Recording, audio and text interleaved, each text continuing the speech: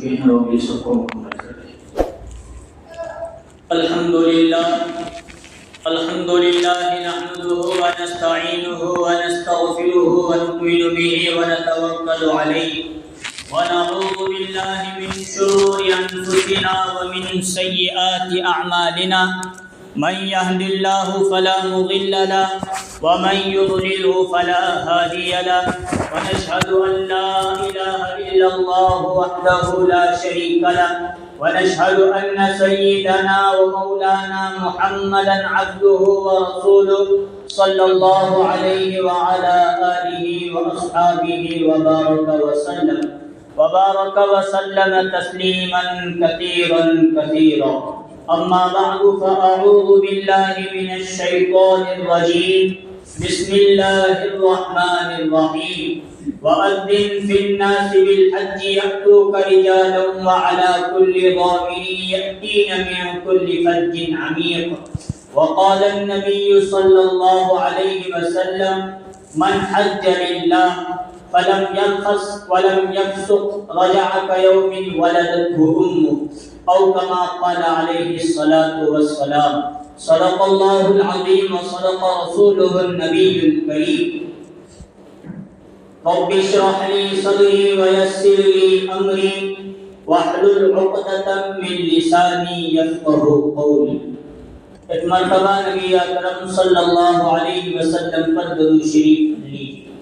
اللهم صل على محمد وعلى آل محمد كما صليت على إبراهيم وعلى آل إبراهيم إنك حميد مجيد اللهم بارك على محمد وعلى آل محمد كما باركت على إبراهيم وعلى آل إبراهيم إنك حميد مجيد لبيك اللهم لبيك لبيك لا شريك لك لبيك إن الحمد والنعمة لك والملك لا شريك لك۔ محترم بزرگوں اور عزیز دوستوں، اللہ تبارک و تعالیٰ کا احسان، اللہ کا فضل اور اللہ کا کرم ہے کہ اللہ تبارک و تعالیٰ نے ہم تمام کو نماز جمعہ کے لیے اپنے گھر مسجد جلد سے جلد آنے کی توفیق نصیب فرمائی۔ جو باتیں کہی جائے اللہ تعالی ہم تمام کو ان باتوں پر عمل کرنے کی توفیق نصیب فرمائے اور قیامت کے لیے ذریعہ نجات اور ذریعہ مغفرت بنائے۔ بزرگوں، دوستوں اور عزیزوں، اسلام کی 5 اہم بنیاد اور 5 اہم رکن ہیں۔ اس کو نبی اکرم صلی اللہ علیہ وسلم نے فرمایا بنی الاسلام علی 5 کہ اسلام کی 5 بنیادیں ہیں، 5 ارکان ہیں۔ اس میں سے پہلے اشہد ان لا الہ الا اللہ واشہد ان محمد رسول اللہ، پہلا رکن اور پہلا شعبہ یہ کہ اس بات کی گواہی دینا کہ اللہ کے سوا کوئی معبود نہیں، اور اس بات کی گواہی دینا کہ محمد صلی اللہ علیہ وسلم اللہ کے آخری نبی اور آخری رسول ہیں۔ دوسرا رکن ہے وإقام الصلاۃ، نماز قائم کرنا۔ تیسرا رکن ہے وإیتاء الزکاۃ، زکوٰۃ ادا کرنا۔ چوتھا رکن ہے کیا ہے وصوم رمضان، رمضان کے روزے رکھنا۔ اور 5واں رکن ہے حج کرنا۔ اسلام کی یہ 5 اہم بنیاد اور 5 اہم رکن ہیں جن پر عمل کرنا ہر مسلمانوں کے لیے بہت ضروری۔ جب تک کلمہ نہ پڑھے تب تک بندہ مومن نہیں ہوتا، مسلمان نہیں ہوتا۔ جب ایمان لے آیا، کلمہ پڑھ لیا، مسلمان ہو گیا، اب دوسری چیز، دوسرا فریضہ جو عائد ہوتا ہے وہ نماز کا قائم کرنا، نماز کا ادا کرنا۔ جب نماز بھی قائم کر رہا ہے، اگر مالدار ہے تو سال بھر میں 1 مرتبہ اپنی زکوٰۃ نکالنا فرض ہے، وہ بھی زکوٰۃ میں سے 40واں حصہ، 39 بندے کے لیے اللہ نے دے دیے جو مالدار ہے، ایک حصہ اللہ مانگ اپنے لیے رہے ہیں لیکن تقسیم کہاں کروا رہے ہیں؟ غریبوں میں۔ جب کلمہ بھی پڑھ لیا، نماز بھی ادا کر لیا اور زکوٰۃ بھی دے دی تو سال بھر میں ایک مرتبہ ایک مہینے کے روزے فرض ہیں۔ اس مہینے کے رمضان کے روزے فرض ہیں، اور یہ سال کے اعتبار سے، زکوٰۃ بھی سال کے اعتبار سے ہر سال زکوٰۃ نکالنا، اگر مالدار ہیں صاحب نصاب زکوٰۃ فرض ہوئی تو ہر سال نکالتے رہنا یہ فرض اور ضروری چیز ہے۔ اور رمضان کے روزے کیا مالدار کیا غریب سب کے لیے سال بھر میں ایک مرتبہ رمضان کے روزے فرض۔ اب پانچواں رکن کون سا باقی رہا؟ حج۔ ان 5 ارکان میں سے 5 بنیادوں میں سے 2 چیزوں کا تعلق خاص طور پر مال سے، ایک تو زکوٰۃ کا تعلق بھی مال سے ہے، اور اسی طرح حج کا تعلق مال سے بھی ہے، جسم اور بدن سے بھی ہے۔ تو جن لوگوں پر حج فرض ہو گیا، اب حج فرض ہونے کا نصاب کیا ہے، کس کے پاس کتنا پیسہ ہو تو حج فرض ہوتا ہے، حج کے لیے فریض ہے، حج کے لیے کیا کرنا ضروری ہے، تو خود مستقل قرآن مجید میں اللہ تعالیٰ نے فرمایا وَلِلَّهِ عَلَى النَّاسِ حِجُّ الْبَيْتِ مَنِ اسْتَطَاعَ إِلَيْهِ سَبِيلًا۔ ہم کہتے ہیں روزہ کب فرض ہوتا ہے؟ رمضان کا مہینہ آیا، جو مرد ہو عورت ہو بالغ ہو، بالغ ہونے سے پہلے روزے فرض نہیں، رکھے تو ثواب، لیکن جیسے ہی بالغ ہو گیا اب اس پر نماز بھی فرض ہو جاتی ہے اور روزہ بھی فرض۔ لیکن زکوٰۃ کا مسئلہ کیسا؟ اس کے لیے بالغ ہونے کا مسئلہ بھی ہے، بلوغت سے پہلے کتنا ہی مال ہو تو ابھی زکوٰۃ فرض نہیں ہوتی، لیکن بالغ ہوا پھر اس کے پاس مال ہے اب زکوٰۃ فرض ہوتی، اور ہر ایک پر بھی نہیں ہوتی۔ زکوٰۃ کے فرض ہونے کے لیے علماء نے یہاں تک ایک شرط لکھی ہے، مال کے آنے کے بعد سے، یعنی محرم میں مال آیا تو آئندہ محرم تک اگر خرچ ہو کر اتنا پیسہ اس پیسے میں سے بچ رہا ہے جس سے 52.5 تولہ چاندی لی جا سکتی ہے، خریدی جا سکتی ہے، اب زکوٰۃ فرض ہے۔ محرم میں 1 لاکھ روپے آئے، لیکن چلتے چلتے چلتے چلتے رمضان شوال میں جا کر پورے کے پورے پیسے ختم ہوئے، محرم آنے کو ابھی 1-2 مہینے باقی ہیں، پیسے پر زکوٰۃ فرض ہے۔ مسئلے سمجھ رہے ہیں نا؟ تو یہ ان چیزوں کا تعلق یا تو ہر روز دن سے ہے، جیسے رمضان کا روزہ، رمضان کے جیسے ہر دن کے فرائض فرض نمازیں، روزے کا مسئلہ سال بھر کے تعلق سے، زکوٰۃ کا مسئلہ بھی سال بھر کے تعلق سے، اور وہاں ایمان کا مسئلہ تو زندگی بھر کے لیے اس ایمان کی حفاظت کرنا ہر مسلمان پر گویا بہت ضروری فرض کے درجے میں ہے۔ اب رہا حج کا مسئلہ، تو میں نے قرآن مجید کی آیت پڑھی، زندگی میں ایک مرتبہ فریضہ حج ادا کر دیا، اب دوبارہ فرض حج ادا کرنے کی ضرورت نہیں، ایک مرتبہ ادا کیا، اب زندگی بھر اس گناہ سے ہم بچ گئے، آئندہ اگر اللہ نے توفیق دی اپنے مرحومین کے نام سے کرو یا خود اپنے اعتبار سے کرو تو اس کا شمار نوافل میں ہوگا، انشاءاللہ اس کا بھی بڑا ثواب ہم لوگوں کو ملتا رہے گا۔ لیکن جس مالدار کے پاس پیسہ ہو، زندگی میں ایک مرتبہ حج فرض ہوا، اور فرض حج ہونے کے بعد اس کو ادا کرنا بہت ضروری، اور اگر ادا کیے بغیر چلے گئے، بیچ میں جگہ دے سکتے اور نوجوان حضرات آگے پیچھے والے بعد میں آئیں گے تو ان کو دقت نہ ہو، آگے بڑھتے ہیں۔ تو حج کا مسئلہ ایسا ہے، زندگی میں ایک مرتبہ وہ بھی مالداروں پر فرض ہوگا، اس کو ادا کیا فرض ادا ہو گیا، اور اگر اس کو چھوڑا تو اس کی وعیدیں بہت خطرناک ہے، انشاءاللہ آخر میں میں بتانے کی کوشش کروں گا۔ اب فرض حج کب ہوتا ہے؟ قرآن مجید نے فرمایا وَلِلَّهِ عَلَى النَّاسِ حِجُّ الْبَيْتِ مَنِ اسْتَطَاعَ إِلَيْهِ سَبِيلًا، حج فرض ہوا تو اس کے لیے کتنا مال ہونا ضروری ہے، وہ باتیں اصل میں بتا رہا ہوں۔ اللہ فرماتے ہیں حج فرض ہوا تو اس کی پہچان، اس کی نشانی، اس کی علامت یہ ہے کہ اپنے پاس اتنا پیسہ موجود ہو کہ اپنے مقام سے نکل کر حج جائے، وہاں ارکان حج ادا کرے اور واپس اپنے مقام پر لوٹ آئے، آنے جانے کا خرچہ اور وہاں کے اخراجات اور اپنے پیچھے اپنے گھر والوں کو جتنے دن گئے ہیں ان دنوں کا راشن پانی اور خرچہ چھوڑ جانا، اتنا مال جس بندے کے پاس ہو اس پر حج فرض ہو جانا، جس کو قرآن نے فرمایا وَلِلَّهِ عَلَى النَّاسِ حِجُّ الْبَيْتِ مَنِ اسْتَطَاعَ إِلَيْهِ سَبِيلًا، وہاں تک جانے کے سواری کا انتظام ہو جائے تو ایسے لوگوں پر حج فرض ہوتا ہے۔ ابھی ہمارے اعتبار سے سواری کیا، ہمارے اعتبار سے سواری ایمان وغیرہ ہے تو اس کے لیے ایمان میں بننے کے لیے پیسہ ہونا بہت ضروری ہے، یہی آج کل کے ہمارے اعتبار سے سواری۔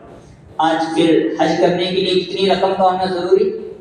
آج کل کیا 60%؟ چل ابھی کیا 5 لاکھ سننے میں آ رہا ہے۔ جن کے پاس اتنا پیسہ ہے اب ایسے لوگوں پر حج فرض ہوا، اب پیسہ آنے کے بعد فوراً ادا کرو یا پیسہ ہو چند دنوں کے بعد یا 2-4 سالوں کے بعد یا زندگی میں ایک مرتبہ کرنا ہے، تاخیر کے ساتھ بھی کرے تو چل جائے، لیکن پیسہ آیا حج فرض ہوا، اس فرض حج کو ٹالتے رہنا یہ اچھی چیز نہیں ہے، کیونکہ حج ایک ایسی اہم عبادت ہے کہ جس کا مثل اور بدل ملنا بہت مشکل کام ہے۔ اللہ نے کچھ عبادتیں ایسی بنائی ہیں ان کا یا تو بدل ہے یا تو بدل نہیں ہے۔ بدل ہے بہت ساری فرائض ہے، لیکن حج ایک ایسا عمل ہے کہ اس کا بدل اللہ تعالیٰ نے نہیں بنایا، اس لیے پیسہ آنے کے بعد، حج فرض ہونے کے بعد، اپنے جو ذمہ داری کے کام ہیں ان کو نبھانے کے بعد اگر پیسہ ہے تو اللہ کے راستے میں لگانا، حج کے لیے نکلنا، حج ادا کرنا یہ ہمارے لیے بہت ضروری چیز ہے۔ حج اصل میں نام ہے وہاں مکہ المکرمہ پہنچنا، طواف کعبہ کرنا، وہاں کے ارکان اور افعال ہیں ان چیزوں کو ادا کرنا۔ اصل میں کعبۃ اللہ کے ارد گرد یہ تمام ارکان ادا کیے جائیں، ورنہ مکہ پوری سٹی کے اندر بھی نہیں ہے۔ کعبۃ اللہ کے اطراف میں طواف کے ذریعے ہے، مینا ہے، مزدلفہ ہے، عرفات ہے، رمی جمال ہے، شیطان کو کنکریاں مارنا، ان تمام چیزوں کا نام ہے افعال حج ادا کرنا، ارکان حج ادا کرنا۔ وہ اپنے مقام پر بیٹھ کر ادا نہیں ہو سکتے، اس لیے اللہ تعالیٰ نے کعبۃ اللہ ایک ہی بنایا ہے تاکہ دنیا کے تمام مسلمان وہاں امنڈ کر آئے اور یہ حج جیسا اہم رکن اور حج جیسی اہم عبادت ادا کی جائے۔ اور کعبۃ اللہ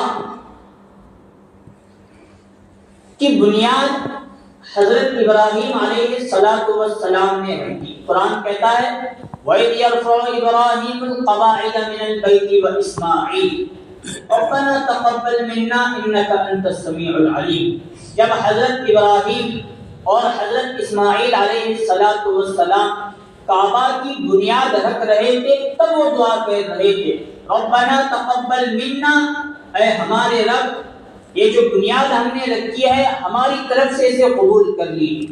اصل میں کعبۃ اللہ کی بنیاد حضرت ابراہیم نے رکھی، لیکن روایتوں کو دیکھنے سے یہ بات معلوم ہوتی ہے کہ اس سے بہت پہلے کعبۃ اللہ کی بنیاد رکھی گئی، یا تو فرشتوں نے رکھی تھی یا جنت ہی سے اللہ تبارک و تعالیٰ نے حضرت آدم کو دنیا میں بھیجتے وقت حجر اسود بھیجا اور خاص چیزیں بھیجتے ہوئے ان میں سے بیت اللہ کو بھی مکہ مکرمہ کے اندر اتار دیا، لیکن جو زمانہ گیا، حضرت نوح کا زمانہ آیا تو طوفان نوح کے بعد اس کی بنیاد اٹھا لی گئی، وہ عمارت بیت المعمور بیت اللہ اٹھا لیا گیا اور بنیاد نیچے مٹی اور ریت کے تلے دبے گئی۔ جب حضرت ابراہیم خلیل اللہ دنیا میں تشریف لائے اور بہت ساری چیزوں کی قربانیاں دی، اللہ نے قبول فرمایا، تو اللہ نے ان سے ایک اور کام دیا، اب مکہ جیسے بیاباں وادی میں پہنچو، اپنی بیوی ہاجرہ اور اپنے بیٹے حضرت اسماعیل کو وہاں چھوڑو۔ حکم ہوا چھوڑنے کا، چھوڑا گیا۔ پھر اللہ نے ایک سلسلہ اور ایک نسل وہاں سے نسل بنائی جو مکہ میں آ کر آباد ہونے لگی۔ تو اب اللہ تعالیٰ نے حضرت ابراہیم سے فرمایا یہاں بنیاد رکھو میرے گھر کی۔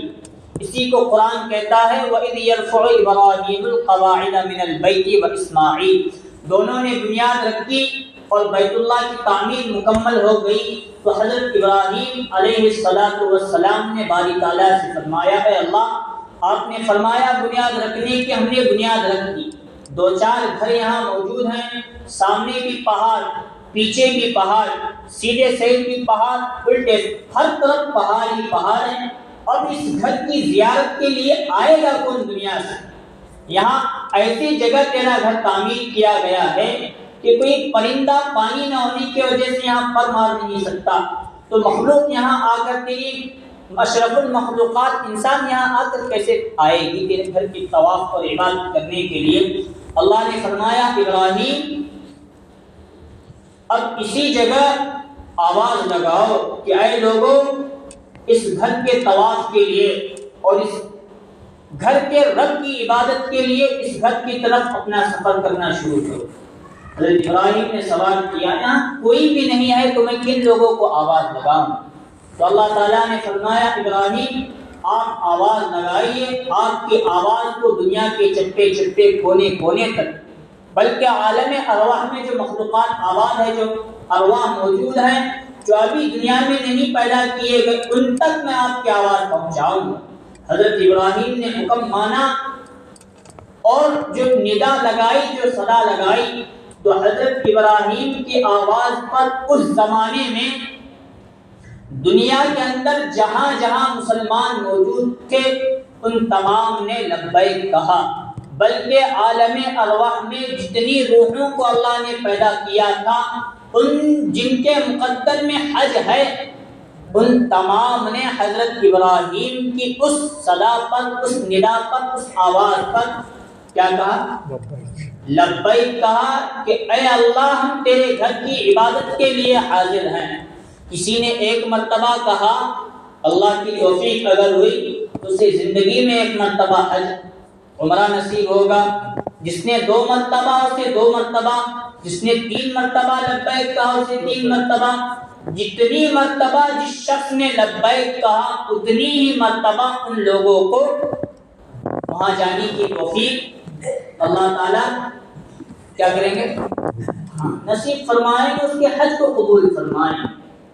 اس لیے علماء لکھتے ہیں کہ حج پر جانے کے لیے یا عمرے پر جانے کے لیے اصل میں پیسے اور اسباب کا ہونا ضروری نہیں۔ پیسے اور اسباب کا ہونا یہ سبب کے طور پر ہم جیسے کمزور ایمان والوں کے لیے ضروری ہے، لیکن جس شخص کے دل میں اللہ اور اللہ کے رسول کی سچی محبت، اس کے گھر کے اور نبی صلی اللہ علیہ وسلم کے مسجد اور مدینے کی جتنی محبت ہوگی، بغیر پیسے کے اسباب اللہ ایسے بنائیں گے کہ وہاں جانے کی توفیق اللہ تعالیٰ نصیب کریں۔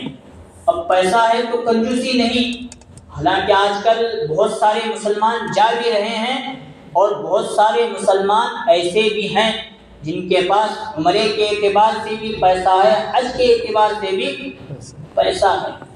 اب ہمارے گاؤں کے اعتبار سے میں گیا 5 لاکھ خرچہ کر کو نہیں قبول ہوا تو کیا کرنے کا کب میں رکوں، کیوں بھی باتیں دماغ میں آتی ہیں ہمارے لوگ، قبول نہیں ہوا تو کیا کرنے کا، جا کو کیا فائدہ، 1-2 لاکھ روپے جب تعلق میں گیا ہوئے پر قبول نہیں ہوا تو 2 لاکھ روپے میرے ضائع ہوئے۔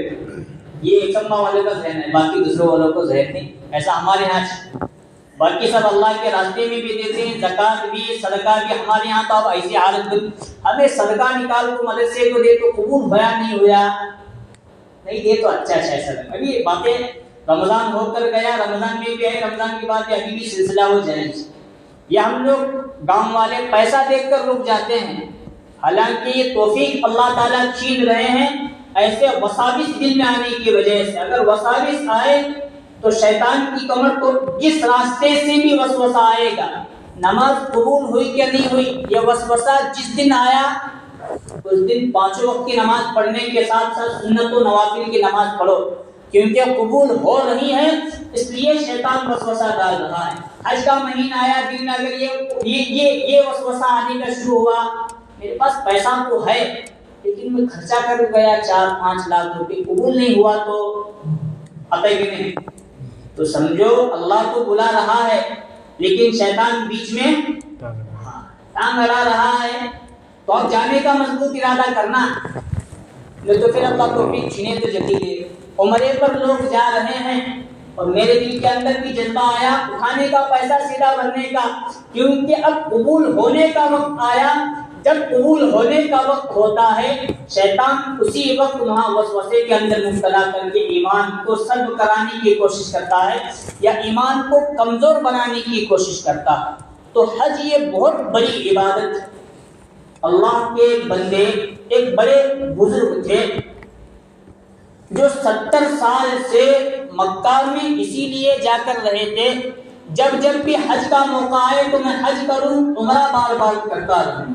لیکن جب بھی وہ حج کا یا یہ عمرے کا احرام باندھتے اور طواف وغیرہ کرنے لگتے, لبیک اللہم لبیک تلبیہ پڑھتے, تو ان کو آواز آتی لا لبیک, اے میرے بندے تیرا یہاں آنا قبول نہیں. کس کی طرف سے؟ اللہ کی طرف. 70 سال تک وہ 70 مرتبہ ہر سال حج کرتے رہے, عمرے مسلسل کرتے رہے. ہر حج میں اور ہر عمرے میں ان کو لبیک کے جواب میں کیا آتا تھا؟ تیرا آنا قبول نہیں, تیرا حج قبول نہیں, تیرا عمرہ قبول نہیں. ایک مرتبہ ایک نوجوان بزرگ ولی, وہ بھی احرام پہن کر حج ان کے اطراف میں کر رہے تھے, اور وہ بزرگ جو 70 سال سے حج عمرہ کر رہے تھے, تو انہوں نے کہا لبیک, تو اللہ کی طرف سے غیبی آواز آئی لا لبیک, میرے بندے تیرا حج مجھے قبول نہیں. تو اس نوجوان ولی نے بھی یہ بات سنی, ان کو بھی آواز آئی, تو وہ بزرگ سے کہنے لگے شاید آپ نے لبیک کہا, غیر سے لا لبیک کی آواز آئی. اس بزرگ نے کہا یہ آواز میں 70 سال سے 70 مرتبہ ہر حج عمرے پر سن رہا, کیا تم نے بھی اللہ کی طرف سے وہ غیبی آواز سنی؟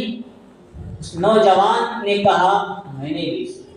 اس نوجوان نے کہا میں ایک مرتبہ سنا تو میرا دل پسیج رہا ہے کہ قبول نہیں تو میں واپس یہاں کیوں آؤں, تو تمہارے 70 مرتبہ قبول نہیں کی آواز آ رہی ہے تو تم بار بار حج عمرے پر کیوں آتے ہو؟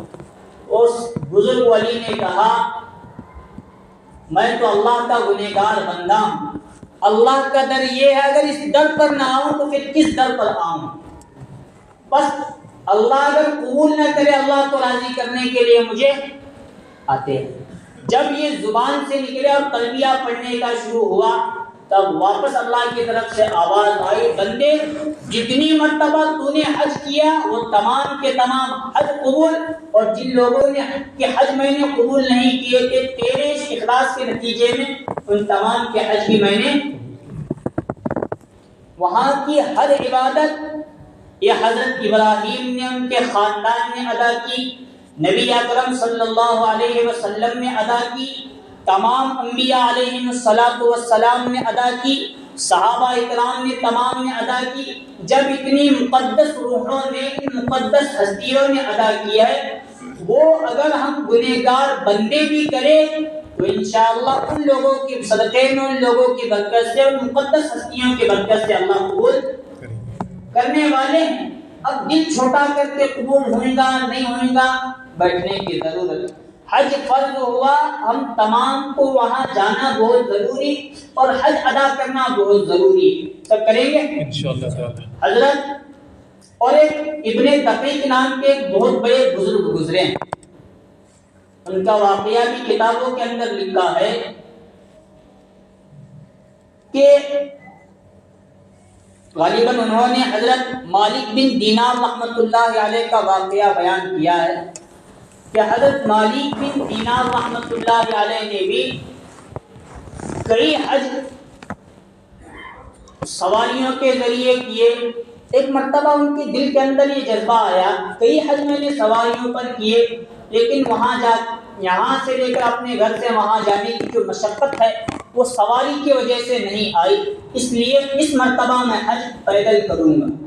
اور اپنے گھر سے پیدل نکلے اور حج کے لیے چلے. اور کمال یہ کہ چند کلومیٹر پر جاتے پھر شکرانے کی نوافل پڑھتے پھر آگے اپنا سفر جاری رکھتے. اس طرح کرتے کرتے ایک مقام پر پہنچے تو پیر وغیرہ تو دکھنے لگے. دل میں خیال آنے لگا کہ نہیں, جو میں نے ارادہ کیا پیدل نکلنے کا شاید وہ تکلیف مجھے بہت ہی ہو رہی, اس لیے سواری کا انتظام وغیرہ کرنا چاہیے. کچھ اس طرح کے خیالات ان کے دل کے اندر آئے تو واپس سواری کے انتظام کرنے کے لیے غالباً مالک بن دینار رحمۃ اللہ علیہ نکلے تو ایک اپاہج شخص کو دیکھا کہ ہاتھوں سے بھی معذور اور پیروں سے بھی معذور, اور وہ سرین کے بل گھسیٹتے ہوئے تلبیہ پڑھتے ہوئے حج کے لیے روانہ ہو چکا ہے. اس بندے سے حضرت مالک بن دینار رحمۃ اللہ علیہ نے پوچھا تمہارے اوپر تو لگتا ہے کہ حج بھی فرض نہیں, ہاتھوں سے بھی معذور پیروں سے بھی معذور ہونے کے بعد حج کے لیے جا رہے ہو؟ انہوں نے کہا سرین کے بل تو جا رہا ہوں اگر وہ اس کی بھی طاقت نہ ہو, لیکن اگر منہ کے بل گھسیٹ کر جانے کی بھی نوبت آئے تو میں اللہ کو راضی کرنے کے لیے اللہ کے گھر کے دیدار کرنے کے لیے وہاں بھی اس طرح جانے کے لیے. مالک بن دینار کے اندر واپس جذبہ پیدا ہوا کہ اللہ کے کیسے کیسے بندے دنیا کے اندر موجود ہیں, ان پر حج فرض نہیں ہوا, جسمانی اعتبار سے کمزور ہیں لیکن اللہ کی رضا کے لیے وہ وہاں جانے کی تمنا اور کوشش میں ہیں. دونوں کا سفر ہوا, انہوں نے اپنا واپس ارادہ کیا کہ نہیں کتنی ہی تکلیف مجھے ہو جائے اب اس سفر کو میں پیدل سفر ہی بنا کر رہوں گا. گئے, ارکان حج ادا کیے اور جب طواف کر رہے تھے تو ایک بندے کی دعا اور تلبیہ پڑھنے کی آواز ان تک آ رہی اور ایک بندہ مجمع میں یہ کہہ رہا تھا اے اللہ میں کمزور اور عاجز اور ضعیف ہوں, میرے پاس اتنا مال نہیں ہوں کہ حج کے بعد حج کی قربانی پیش کروں, میری ہی جان تو یہاں قربانی کے طور پر قبول فرما. اور لوگ وہاں اس بندے کی دعا پر آمین آمین آمین کہتے, ایک مجمع وہاں جمع ہوا. حضرت مالک بن دینار رحمۃ اللہ علیہ وہاں گئے تو دیکھتے ہیں کہ وہی بندہ معذور وہاں دعا کر رہا تھا, اور جب دعا مکمل ہوئی تو اس کی روح طواف کعبہ میں اللہ تعالیٰ نے اٹھا. ایسے بھی بندے موجود ہیں لیکن ہم لوگوں کے پاس بہت کچھ ہے لیکن اس کے لیے محبت کا ہونا بھی بہت ضروری ہے. پیسہ ہی ہوگا تو جائیں گے نہیں, پیسے کے بغیر بھی جا سکتے ہیں, لیکن اصل بات عنوان کا اصل خلاصہ یہ کہ اللہ کی محبت, اللہ کے نبی کی محبت, گھر کی محبت اور مسجد نبی صلی اللہ علیہ وسلم کی محبت ہم لوگوں کو اپنے دلوں کے اندر آج پیدا کرنے کی بہت ضرورت ہے. آج حالت ایسی ہو گئی ہے تو وہاں چھوڑو, ہمارے مساجد ویران ہو چکی ہیں. کیا یہ گھر اللہ کا گھر نہیں ہے؟ وہاں حج کا آیا ہماری زبان سے نکلتا ہے میں بھی کو جاؤں گا, عمرے پر میں بھی کو بھی جاؤں گا, بہت اچھی چیز ہے, لیکن اس کو جتنا آباد رکھیں گے ان گھروں کو تو اللہ تعالیٰ وہاں آباد کرنے کی توفیق نصیب فرمائے. اس لیے ارکان حج, افعال حج یہ بہت ضروری چیز ہے. جن لوگوں پر حج فرض ہو چکا ہے وہ حج کے لیے تیاری کرے کیونکہ بعد میں وقت بتا نہیں سکتے.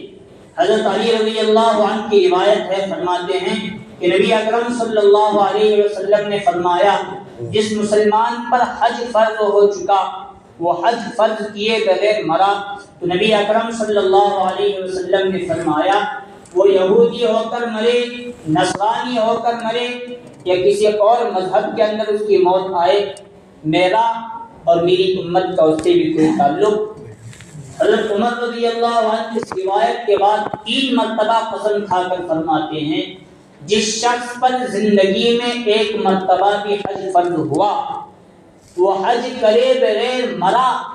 تو حضرت عمر 3 مرتبہ قسم کھا کر یہ جملہ اپنی زبان سے نکال رہے ہیں. وہ دیکھنے کی اعتبار سے مسلمانوں کی موت مرا ہے, لیکن حج فرض ہونے کے بعد حج ادا نہ کرنے کی وجہ سے اس کا شمار مسلمانوں میں موت کے بعد نہیں ہوگا. گویا یا تو وہ غیروں کے طریقے پر مرا ہے, یا یہودیوں کے طریقے پر مرا ہے, یا نصرانی کے طریقے پر مرا ہے. وہ دین اسلام اور مذہب اسلام پر اس کی موت نہیں آئی. اللہ تعالیٰ سے دعا ہے اللہ تبارک و تعالیٰ ہم تمام کو حج عمرے کے لیے توفیق نصیب فرمائے, وہاں کی زیارت کی توفیق نصیب فرمائے. اللہ تعالیٰ ان تمام افعال کی محبت ہم تمام کو نصیب فرمائے. آمین. وآخر دعوانا الحمد للہ رب العالمین.